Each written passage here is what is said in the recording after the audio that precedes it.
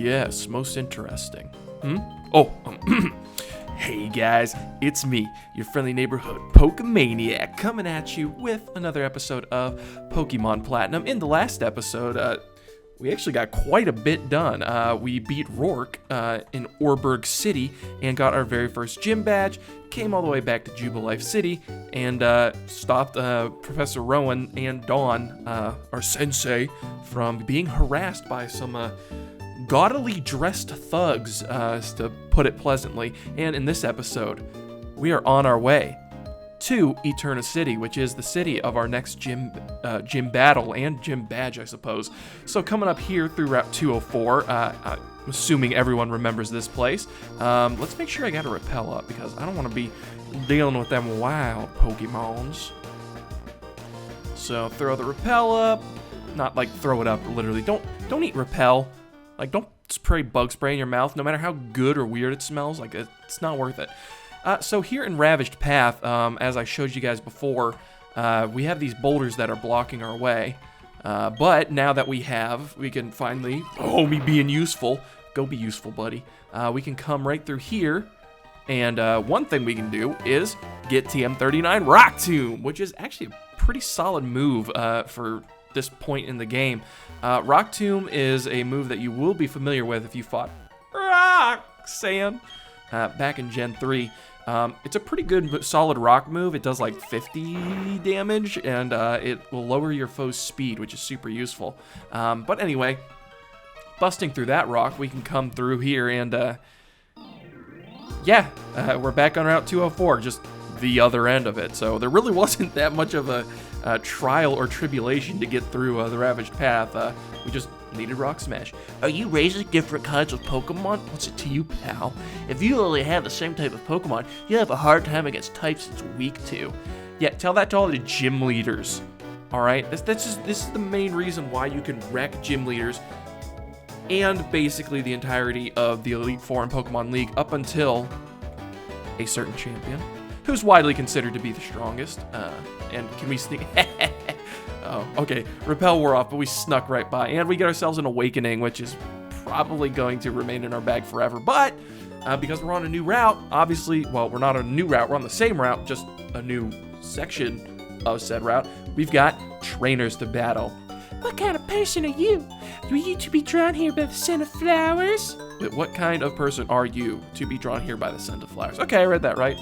I don't know, I like flowers. Doesn't everybody like flowers? You know what, girl, I'll give you some flowers. Lady Taylor, Aroma Lady Taylor. She's got herself a Badoo, which we've seen before, so I'm not too concerned about this.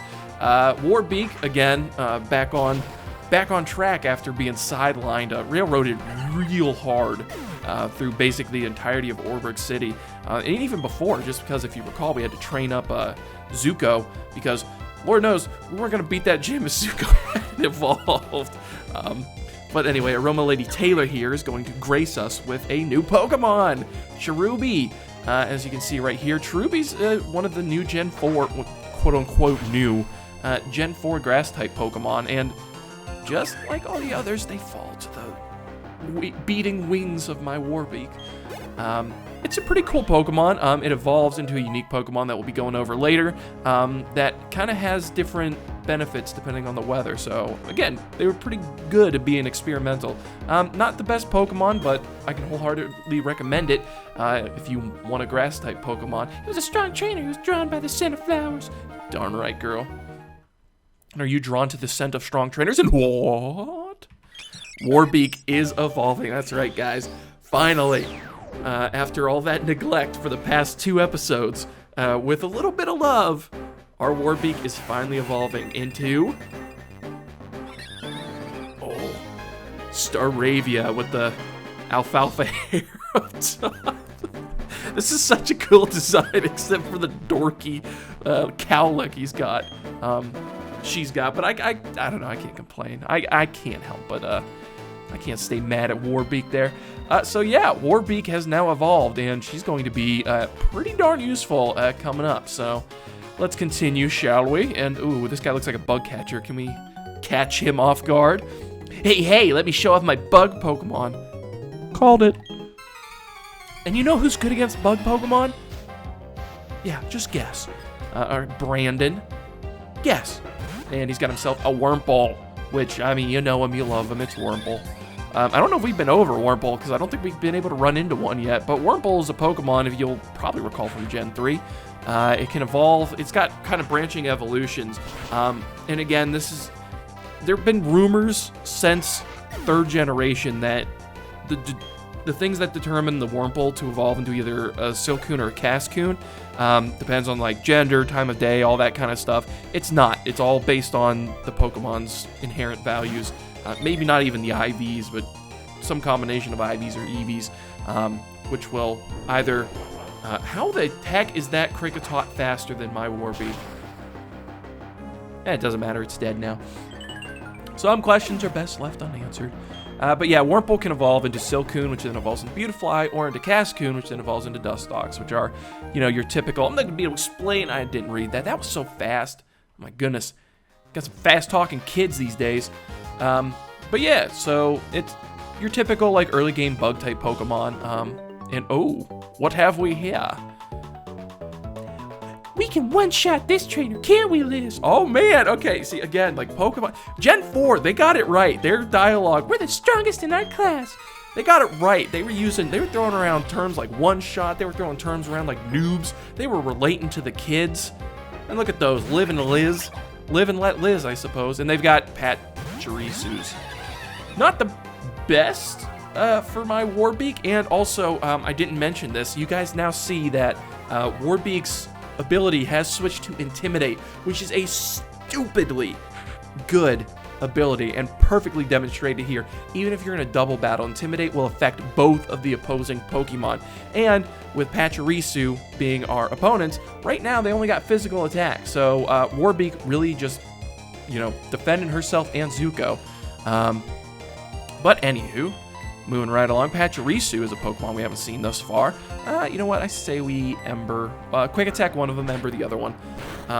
They probably won't be able to withstand too much of this. And oh, okay, they got their priority going on too.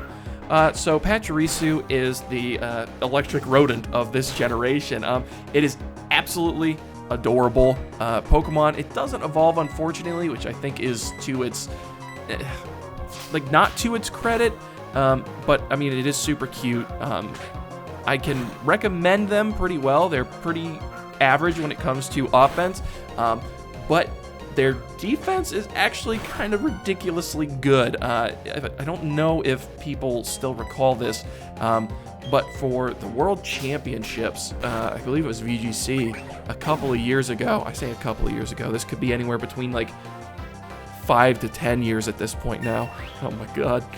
Oh my goodness. And Warbeak grows to level 15. Not bad at all. And oh, I thought Zuko was going to grow to 17. But someone actually used, the world champion of that year, used Pachirisu. And there were memes about it for months afterward. And hey, I spoke just a little too soon. Zuko did grow to level 17 from this battle anyway. And we beat Liv and Liz. Oh, but wait! All right. So yeah, Pachirisu, really nifty Pokemon. It's adorable. You can add it to your team. I wouldn't blame you. And coming over here, we find TM09 Bullet Seed, which could be useful if I had a grass type, but I don't right now, so I can't use it. And say hello. We're not quite at Eterna City yet, but this is Floroma Town. So now that whole, you know, talking about flowers and whatnot makes sense, and just listen how serene this place is.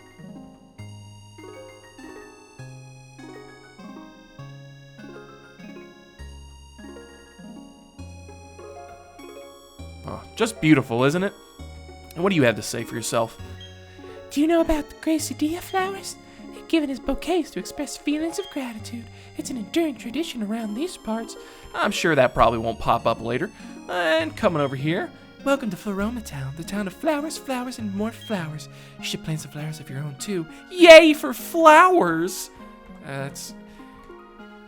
I would not want to run into that lady on the street myself. The yay for flowers lady. You know, she's A little too obsessed with the flowers. I wanted to get some flowers from the Floroma Meadow, but those Team Galactic guys in snazzy outfits came along. Those Galactic guys went to the meadow past these flowers here. Well, I guess that's one way. See, I know, like, Rowan insulted the drip in the last episode, but, like, they're pretty snazzy outfits. The berries you pick can be used as food for Pokemon. You can also trade them in at the florists. They'll exchange berries for accessories to dress up your Pokemon. So, this is probably the most important building in the entirety of Floroma Town. It's not a very big town, but it's a very pretty town, I'll tell you what. But this is the berry place. You can tell by their berries that are planted outside that I just took for without permission for no good reason. So yeah, the Peck of Colors Flower Shop, I guess is what it's called. But let's go inside, see what they have to say. And oh, look at this place. Really pretty. Trainer, please water berries using this spray duck watering can. And we get probably one of the coolest items, just period. The spray duck can. It's like a watering can for your berries so that you can grow them. And look at it! Look at the little Psyduck. You got the. I would 100% grab one of these off of Etsy or something, or if like the Pokemon Center actually sold this. It's a watering can shaped like a Psyduck, so that's absolutely fantastic. It's good motivation to actually use them. A single berry will grow into a plant that makes several berries. By planting one, there will be more and more berries in the world. I hope you'll help us spread more berries everywhere. Is that an innuendo for something? But she gives us a Chesto berry. And she'll give you a berry basically every day if you come back in, which is super nice. Hello, would you like to exchange your berries for some accessories? So, yeah, if you recall, you can dress up your Pokemon in this game. And here's a bunch of different accessories that you can basically exchange berries for. So like if you wanted the colored parasol, you need 10 Weepear berries. So you're going to be planting quite a bit. And it's pretty hard to keep track of all those berries. So maybe something useful for that will come our way in the near future. But as you can see, it gets kind of ridiculous. A palm tree berry. I've never in my life seen a palm tree berry. So it's probably one of those weird like rare berries that either lower stat values or up stat values, or maybe makes you resistant to, you know, some type of attack. But yeah, can you imagine like taking the time to grow 100 Wattmel berries just to trade in for a surfboard? Like, I don't know. I don't think it's super worth it. But yeah, come again. Well, we'll do. I'll be back, but probably not to exchange for items, but to just get more berries. Moving right along. There aren't really many buildings, so let's go see. Let's just intrude upon people's abodes and see what they have to say. Floroma Town was a barren, desolate hill long ago, avoided even by Pokemon. People started planting flowers on it because it's such a sad place, but nothing would grow. People didn't know what to do. And then one day, someone expressed thanks for the blessings of nature. Then, the whole hill burst into bloom. Very nice. So it appears that gratitude is the theme for this place. Do you think it's cute how Pokemon pluck berries? No. Oh, I guess I just like weird things. Got that right. Freaking weirdo. Kid was a weirdo, am I right? Okay, let's go see what she actually has to say. Gosh, I actually feel bad for that. Yes, I think it's cute that Pokemon pick berries. Yes, you agreed. Here's a TM for the move Pluck. And we get TM 88. Thankfully, she's got short-term memory loss and didn't remember that we just made fun of her for being weird. But yeah, so we get Pluck, which is a flying type move, which is pretty cool. I'd say more so competitively than what that you're going to find in-game, because what Pluck does is that it will steal a foe's berry. So if an opponent is holding a berry, your Pokemon will literally pluck it from that Pokemon and eat it. And if it's a healing berry, it takes that effect, or just wastes the opponent's berry, which is pretty cool. Little Clefairy over here, very cute. And let's see what's on TV. Good. Could you imagine some kid walking into your house, making fun of your daughter, and then watching your TV, and you couldn't do anything about it? Good day. Is everyone raising Pokemon? It's time for Battling Trainers. On Battling Trainers, we're always on the hunt for news. Our interviews have scattered throughout Sinnoh. We look forward to hearing about you trainers. That's all we have for what? There wasn't even a report. Thanks for that.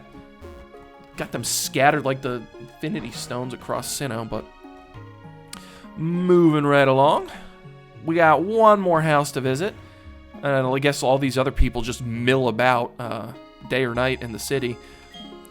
Some kind of Pokemon appear only when they're attracted by the sweet scent of honey. I feel like I butchered that sentence. Hi, I'm Honey. Pokemon must have an acute sense of smell. They can sense the aroma of honey from very far away. It's weird that it's capitalized. It makes you think that it's going to be useful for something a little bit later. Moving right. Let's swing by the Pokemon Center real fast. Heal up before we carry on.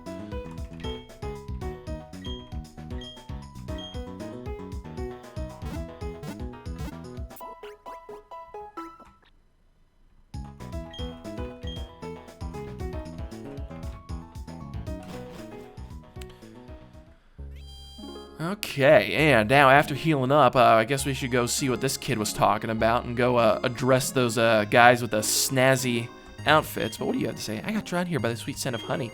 Seriously, what's with that? What am I, a Pokemon or something? Honey. Okay, that's a little weird. I simply love it here. The atmosphere's so uplifting. You came to get emotionally healed too, didn't you? Lady, I came here to catch Pokemon and beat gym leaders. Now I'm all out of Pokemon. Alright, so what do you nerds have to say with your bowl cuts? We Team Galactic, and we're assigned here. Standing around among flowers, that doesn't seem all that cool. Hey now, don't complain. This is a pretty decent assignment, but bug and grass Pokemon creep me out. I don't like being here either. Okay, and so they're just off in their own little world, just discussing their assignments out loud for any 10-year-old passing by to hear. But we can't really do anything about that, so the only logical move is to move right along. And ooh, look at them 3D graphics right there. And welcome to Route 205. Moving right along, we got some more berries. A Pecha Berry, which is nice, really handy. Pecha Berries will cure poison in the middle of battle if a Pokemon is holding it, so that's actually really useful. And Chesto Berries, we got one from that lady in the shop. Chesto Berries are nice because they'll heal sleeping immediately, which can be one of the most useful berries, period, just because sleeping is really leaves you vulnerable. But moving right along, and again, like the berry designs, like on those berry flowers, were just beautiful, and just this whole area is nice. This whole game's nice, is what I'm trying to say. Oh, and what do you have to say, little girl standing in the middle of the road? Help! Help, trainer! Please! I want to see my papa! My papa and I lived at the Valley Windworks, but then a whole bunch of people dressed like spacemen came. They kicked me out. They're making my papa do something. Please, trainer, I miss my papa. Oh my gosh, that is the saddest thing in the world. We are going to do exactly that, little girl. Welcome to the Valley Windworks. But before we go save your papa, we got a brand new area, more patch of grass. Let's see what we can. Ooh, item. Oh, it's another potion. I couldn't have guessed. But let's see what's running around in this real grassy area, shall we?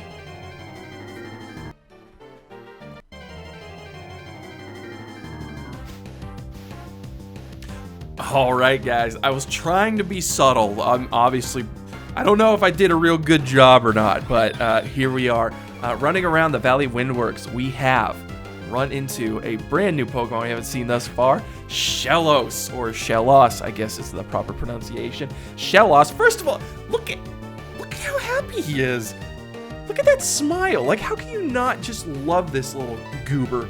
Shellos is a Pokemon we haven't seen thus far. It is, okay, a water-type Pokemon that apparently knows Mud Sport. More on that later.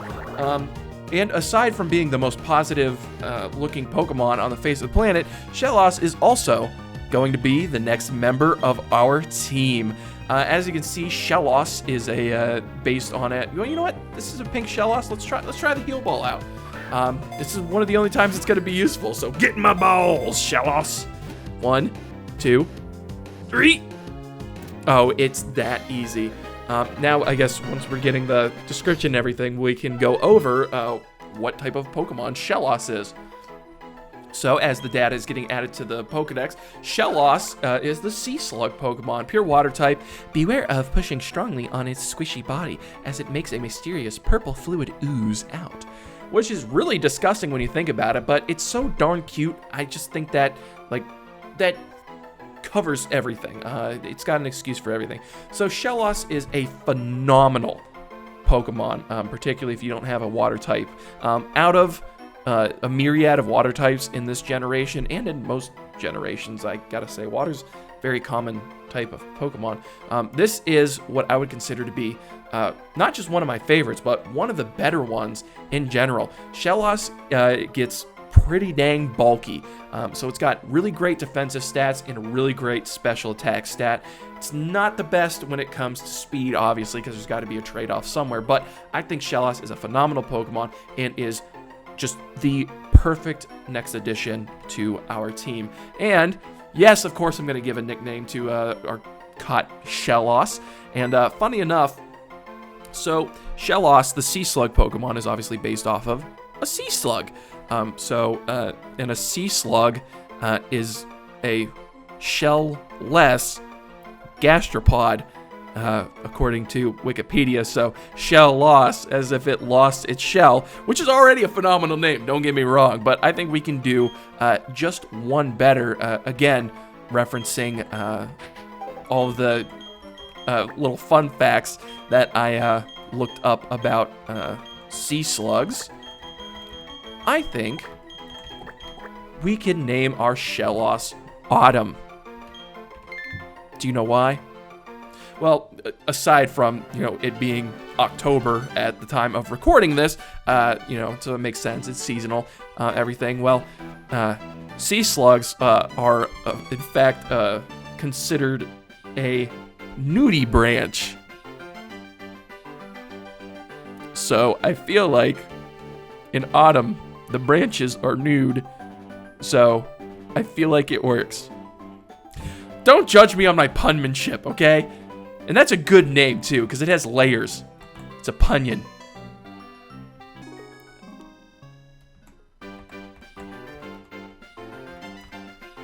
Alright, guys, coming back to the Valley Windworks, I suppose now's as good a time as any to go save that girl's dad. So let's go see what this guy's about. Don't you dare go into the Valley Windworks. I got ordered to keep everyone out if they're not part of Team Galactic. You're giving me a look that makes me think you're gonna try to get in. Okay then, you'll have to battle me for it. Alright, and so here we go, guys. We are battling, and it's going to be Autumn's debut. He's really not gonna do too much, but get some switch training. Oh, look how cute. Oh, look how adorable Autumn is. Just standing there all happy. You can even see his little smile from his back sprite. But this is just your standard fare. A Glameow's nothing we haven't seen before. So, not too much of an issue, in my opinion. But we'll throw a Warbeak out there. Give it the Intimidate just in case. Cut that attack. I guess the Glameow had the same idea. Don't know why it was going to growl a Shellos. That doesn't make the most sense, but hey, maybe I got predicted and it worked out, and this Team Galactic grunt is just better than all the other grunts. That's why he's put on guard duty. But another wing attack should clean this right up. Cats are famously known for, passing out when getting smacked in the face by bird wings. And that's all he had. That was, again, too fast. I couldn't read that. Gotta slow it down. Isn't that just great? Getting owned by some kid. But you can't do a thing if I lock myself in with the Works key. That's right, the other Works key's not here. My cohorts in the Flower Patch have the only other one. In that sense, I'm no longer the loser. You're the loser. Kerchunk. And it locked. You know what? Maybe I wasn't giving him enough credit, honestly. That is just going in and locking the key regardless of whether you lost the battle or not. Seems to be the most effective strategy because we literally can't do anything else. But in true villainous fashion, silly villainous fashion, he has spilled the beans, the galactic beans, on where the other key is. But guys, we will go talk to his cohorts and see if we can't extort from the cohorts the only other key apparently in existence to the Valley Windworks in the next episode, because I think we did quite a bit here in this episode, guys. So if you liked what you saw, go ahead and smash that subscribe button, like, dislike, whatever you're feeling like. And until next time, guys, I'll just be here chilling in this beautiful meadow.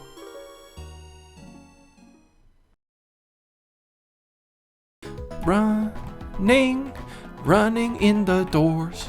Running, running here some more. Running in the doors. Running indoors. Pokemon 4th Gen.